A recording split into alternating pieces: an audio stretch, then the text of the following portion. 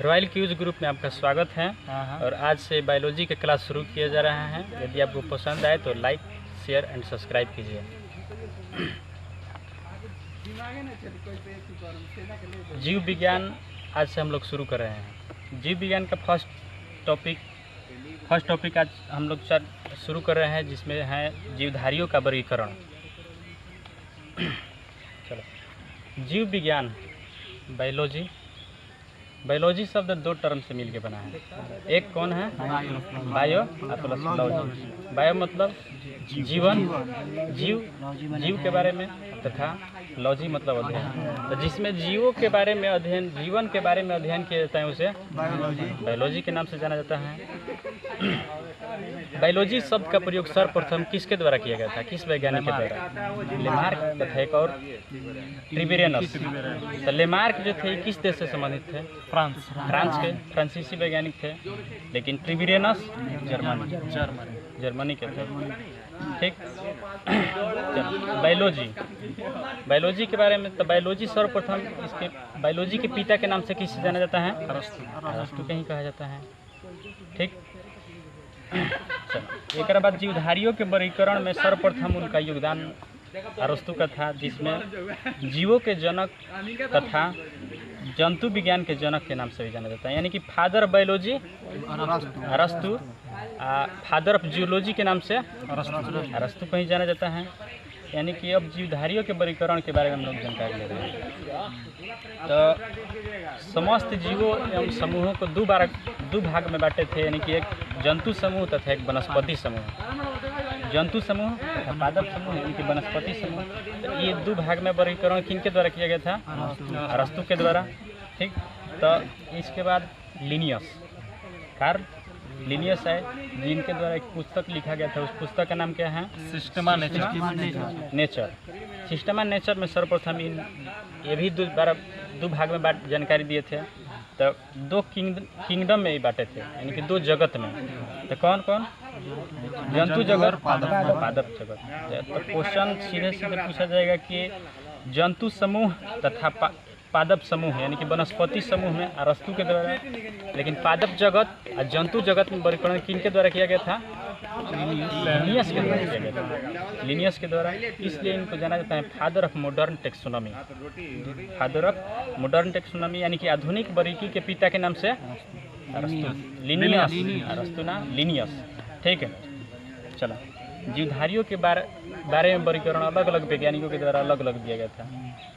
किसी ने 2 भाग में वर्गीकरण किया था, किसी ने 3 भाग में, किसी ने 4 भाग में, किसी ने 5 भाग में, यहाँ तक कि 6-7 भाग में विभाजित किया गया है। तो सबसे हम लोग पहले चर्चा किए हैं कि 2 भाग में वर्गीकरण लिनियस के द्वारा किया गया था। अरस्तु के द्वारा भी किया गया था, लिनियस के द्वारा भी किया गया था। एक बाद आए हम लोग 5 जगत में वर्गीकरण विटेकर के द्वारा। 3 जगत में वर्गीकरण कौन है? तो अर्नेस्ट हेकल के द्वारा वर्गीकृत किया गया था। तो 3 जगत में उनका कौन कौन था? तो जंतु, पादप, दो सेम सब जितना भी वर्गीकरण किया गया है उसमें पादप जगत और जंतु जगत तो अनिवार्य है।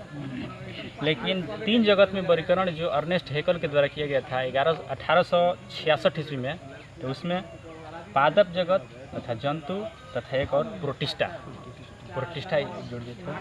लेकिन 5 वर्ग वाला सबसे इम्पोर्टेंट है। यहाँ तक कि ग्रुप डी के एग्जाम में भी पूछ चुका है। 5 जगत वर्गीकरण किन के द्वारा दिया गया था? विटेकर के द्वारा। कब? 1969 में, 1969 ईस्वी में दिया गया था। तो इसमें कौन कौन था? पादप और जंतु तो एकदम फिक्स है। मोनेरा, प्रोटिस्टा तथा कवक। मोनेरा, प्रोटिस्टा और कवक 5 भाग में वर्गीकरण किए थे। ठीक है। तो जिसके बारे में हम लोग बारी बारी से जानकारी ले रहे हैं। चलो, मोनेरा जब पृथ्वी पर जीवन की उत्पत्ति हो रहा था तो सबसे प्रारंभिक चरण था मोनेरा। तो मोनेरा सबसे पहले तो जितना भी जीवधारी हैं उस 2 भाग में विभाजित किया गया है। कौन? तो एक प्रोकैरियोटी तथा यूकैरियोटी। तो जितना भी निर्माण के प्राथमिक चरण था उसमें सब प्रोकैरियोटी में जीव आता है। लेकिन निर्माण जब पूर्णतः विकसित हो गया तो वो सब यूकैरियोटी में सब जीव आता है। जैसे कि मानव यूकैरियोटी में। तो निर्माण के सबसे पहला चरण था, तो उसमें मोनेरा किस में शामिल किया गया है? मोनेरा को तो प्रोकैरियोटी। मोनेरा क्या है? प्रोकैरियोटी। तो इसमें शामिल किया गया है कौन कौन? तो जीवाणु। ग्रुप डी में पूछा गया है सब क्वेश्चन कि जीवाणु साइनोबैक्टीरियम तथा आर्कीबैक्टीरियम किस में है? तो मोनेरा के उदाहरण है। ठीक, तो ऐसे भी ग्रुप डी में क्वेश्चन पूछा गया है कि निम्नलिखित में से कौन सा एक है जो मोनेरा जगत से संबंधित नहीं है, मोनेरा समूह से संबंधित नहीं है? तो भाई ऑप्शन के अनुसार इसका आंसर क्या क्या होगा? तो मोनेरा जगत से संबंधित है जीवाणु, साइनोबैक्टीरियम, आर्कीबैक्टीरियम तथा एनाबीना। तो 5 एग्जाम्पल हैं जो बहुत इंपॉर्टेंट है हम लोग के लिए। ठीक, चलो मोनेरा हो गया। चलो इसके बाद हम लोग पढ़ रहे हैं प्रोटिस्टा के बारे में। प्रोटिस्टा, चलो जितना भी एक कोशिकीय जीव जितना आएगा वो सब किस में आएगा? प्रोटिस्टा जगत में। इसका ही एक उदाहरण है यूग्लिना, अमीबा एक कोशिकीय जीव है। और एक उदाहरण है डायटम बहुत इम्पोर्टेंट उदाहरण है इसका। जेई तक में पूछा है, रेलवे, जेई, एनटीपीसी, इस सब में पूछा गया है क्वेश्चन। डायटम, यूग्लिना तथा ये सब क्या के उदाहरण है? प्रोटिस्टा। इसके बाद पादप जगत। तो पादप जगत में समझाने की जरूरत नहीं है, जितना भी हरा भरा पादप दिखाई दे रहा है सब पादप जगत का उदाहरण होगा। पादप में क्या होता है? सेलवाल भी होता है। ठीक, तो इसका उदाहरण के रूप में जैसे कि शैवाल, मंस, पुष्पीय पादप, अपुष्पीय पादप, ये सब किसका उदाहरण हो जाएगा? पादप जगत का उदाहरण है। कवक जगत किसे कहते हैं? तो कवक यूकैरियोटी होता है तथा जितना भी परजीवी हो जाएगा तथा मृतोपजीवी, ये सब कवक का उदाहरण है। कवक के उदाहरण, कवकों के कोशिका भित्ति बहुत इंपॉर्टेंट क्वेश्चन। कवकों की कोशिका भित्ति किसका बना होता है? काइटिन का बना होता है। कवकों के कोशिका भित्ति काइटिन का बना होता है। इसके बाद हम लोग आ रहे हैं जंतु जगत के बारे में। जंतु जगत में भी कहने की जरूरत नहीं है ना, जितना भी चीज़ दिखाई दे रहा है जो सजीव है, चल फिर सकता है, सब जंतु जगत का उदाहरण हो जाएगा। जंतु जगत का उदाहरण, तो जंतु जगत क्या है? तो बहुकोशिकीय, बहुकोशिकीय, यूकैरियोटी भी है। जितना भी विकसित हो गया तो क्या हो गया? यूकैरियोटी का उदाहरण हो जाएगा। तो इसका उदाहरण क्या हो गया? जैसे कि हाइड्रा, जेलीफिश, सितारा, कृषि, मछली, सरीसृप, उभयचर, पंछी, स्तनधारी, ये सब किसका उदाहरण हो जाएगा? जंतु जगत के बारे में। ठीक, चलिए इसके बाद हम लोग जीवों के बारे में द्विनाम पद्धति के बारे में जानकारी दे रहे हैं। सर्वप्रथम द्विनाम पद्धति के बारे में किस वैज्ञानिक के द्वारा जानकारी दिया गया था? Linnaeus, Karl Linnaeus, Carolus Linnaeus, इसी को जाना जाता है। तो कब जानकारी दिए थे? तो 1753 ईस्वी में, 1753 ईस्वी में जानकारी दिए थे। इसलिए इनको फादर ऑफ टेक्सोनॉमी, वर्गीकी के पिता के नाम से जाना जाता है। ठीक, तो जीवों के द्विनाम पद्धति मतलब 2 नाम, यानी कि सबसे पहला इसमें क्या हो जाएगा? जैसे कि होमो सेपियंस है, तो 2 चीज़ों से मिल के बना है, जाति तथा वंश और जाति से मिल के बना है। तो जो इसमें जैसे कि होमो और सेपियंस, जैसे होमो हो गया तो इसमें क्या हो जाएगा? होमो वंश के नाम तथा सेपियंस जाति के नाम। ठीक,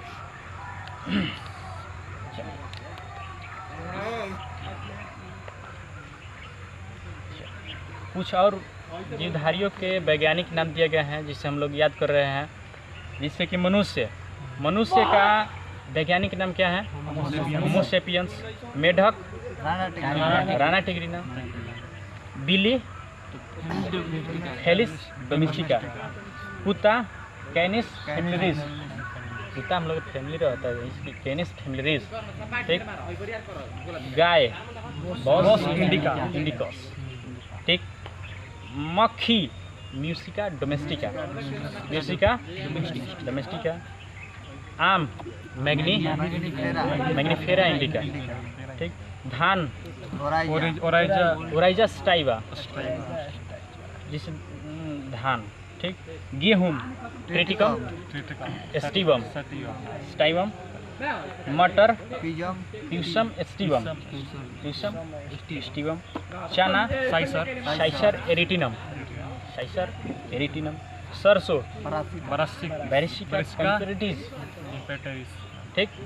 चलिए ठीक है, तो इसके बारे में फिर से रिपीट हम करेंगे।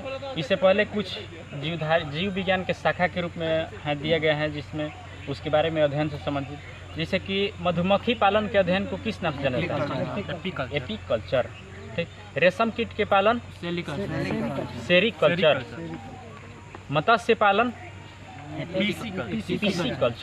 पीसीकल्चर, कौकों के अध्ययन को क्या कहा जाता है? माइकोलॉजी के नाम से जाना जाता है। शैवालों के अध्ययन को हाइकोलॉजी, फलों के अध्ययन को पोमोलॉजी, जबकि पंछियों के अध्ययन को ऑर्निथोलॉजी के नाम से जाना जाता है, ठीक। कीटों के अध्ययन को एंटेमोलॉजी। वृक्ष एवं झाड़ियों के अध्ययन को क्या कहा जाता है? डेंड्रोलॉजी के नाम से जाना जाता है। सर्पों का अध्ययन को ओफियोलॉजी। काष्ठी पेड़ का अध्ययन सिल्वीकल्चर के नाम से जाना जाता है। जबकि हॉर्टिकल्चर क्या है? तो बागवानी एवं उद्यानों से संबंधित अध्ययन को हॉर्टिकल्चर के नाम से जाना जाता है। फ्लोरिकल्चर यानी कि फूलों के अध्ययन को फ्लोरिकल्चर। चलिए फिर से एक बार हम लोग रिपीट कर रहे हैं वर्बली क्वेश्चन के रूप में। चलिए, 5 जगत वर्गीकरण के जनक किसे कहा जाता है? विटकर। कब दिए थे? 1969। द्विनाम पद्धति के जनक किसे? लिनियस और अरस्तु दोनों। लिनियस के कहा जाता है द्विनाम पद्धति के जनक, जो वंश तथा जाति के रूप में बांटे थे। लेकिन जंतु जगत तथा पादप जगत में वर्गीकरण किसके द्वारा किया गया था? तो लिनियस के द्वारा। लेकिन जंतु समूह तथा पादप समूह के बारे में जानकारी सर्वप्रथम अरस्तु के द्वारा दिया गया था। तो 5 जगत में वर्गीकरण में कौन कौन आ जाएगा? मोनेरा, प्रोटिस्टा, कवक, पादप और जंतु। मोनेरा, प्रोटिस्टा, कवक, पादप तथा जंतु जगत को शामिल किया गया है 5 जगत वर्गीकरण में। चलिए, कैनिस फैमिलीज किसका अध्ययन, किसके वैज्ञानिक नाम है? कुत्ता, कैनिस फैमिलीज। मेढक के राना टेक्टिना। आम मैग्निफेरा इंडिका, ठीक। गेहूं ट्रिटिकम स्टाइवम। चना साइसर एरिटिनम, ठीक। जिसे इसमें कुछ उदाहरण दे दिया जाएगा, बोला जाएगा कि किसका उदाहरण है, निम्नलिखित में से कौन सा एक है जो मोनेरा संघ के उदाहरण है, मोनेरा जगत के उदाहरण है। जैसे कि जीवाणु साइनोबैक्टीरियम, आर्कीबैक्टीरियम, माइकोप्लाज्मा किस संघ का उदाहरण है? मोनेरा, ठीक। जबकि इसमें उदाहरण हो जाएगा डाइटम यूग्लिना, किसका उदाहरण हो जाएगा? प्रोटिस्टा के उदाहरण हो जाएगा, ठीक है। नेक्स्ट क्लास लूसेंट बुक का कोशिका विज्ञान से संबंधित कल जानकारी हम लोग लेंगे, इसके बारे में कल अध्ययन करेंगे।